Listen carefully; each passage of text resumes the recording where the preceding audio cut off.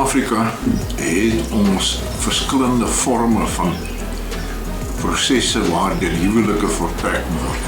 En een van die is die gewoontereg huwelike waar lobola te sprake is en onderhandelinge tussen die voorgenome bruidegom en die voorgenome bruid te families om tot 'n ooreenkoms te kom. In hierdie uittreksel praat ons van huwelike wat voltrek was in terme van die gewoontereg, waar daar 'n lobola uitgeruil was en die onderskeie families tot 'n ooreenkoms gekom het.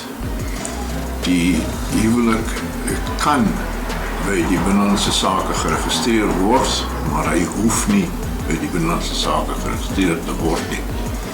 Die huwelik is nog steeds geldig, al is hy nie geregistreer by Binnelandse Sake nie. Wanneer so 'n huwelik voltrek was, en of hy nou by Binnelandse Sake geregistreer is of nie, is dit steeds 'n geldige huwelik in terme van ons gewoontereg. En indien so 'n huwelik ontbind wil word, dan moet die partye 'n egskeidingsbevel bekom by die hof om die huwelik tot nie te verklaar.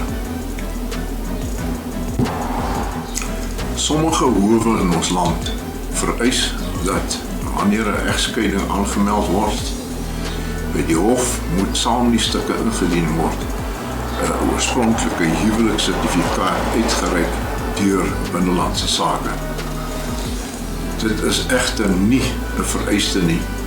In terme van die wetgewing kan so 'n huwelik ontbind word sonder dat daar 'n oorspronklike huweliksertifikaat by die hof ingedien word.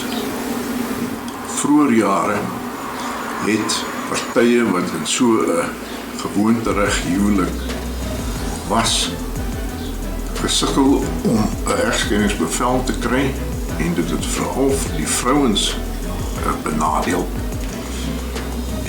Omdat die howe daarop aangedring het dat huwelik geregistreer moes wees by die Binnelandse Sake.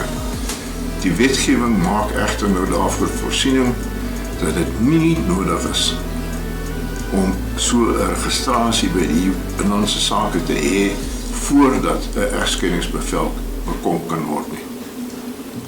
My ervaring oor die jare het my geleer dat wanneer die partye wil skei wat in so 'n huwelik is dit raadsaam om eers regsadvies in te win en seker te maak van die regsposisie voordat jy met hierdie proses begin.